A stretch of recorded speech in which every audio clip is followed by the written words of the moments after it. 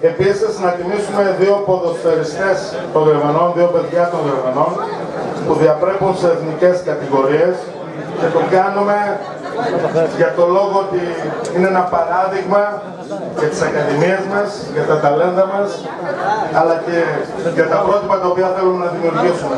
Τα καθαρά ποδοσφαιρικά και όχι εξωαγωνιστικά πρότυπα. Το ποδοσφαιριστή της Λαμίας, τον Καραγιάννη τον Αλέξανδρο,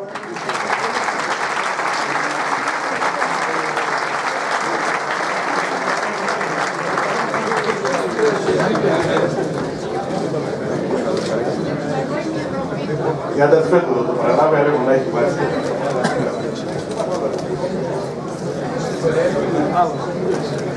Εδώ, κοιτάξτε. Να τον χαίρεσαι και να τον δεις ακόμα καλύτερα. Ένα από τα καλάθια Χρήστο η ζωή.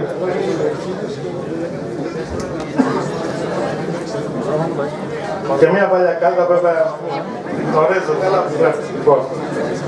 Λοιπόν, Πρόεδρε,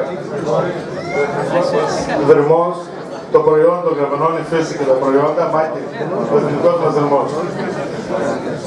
Και ένας ακόμη ποδοσφαιριστής μας, ο οποίος έχει διαδρομή στα εθνικά πρωταθλήματα, Πρόεδρε, έχει περάσει και από την ΑΕΚ. Τότε στα χρόνια της περιπέτειας και είχε και προβλήματα. Νομίζω η μητέρα του θα έρθει, τον Νίκο τον Κουρέλα που παίζει στο Κισταμικό.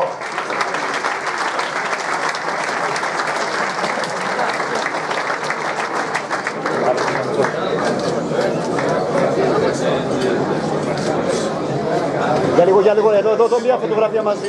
Δημοσθένη.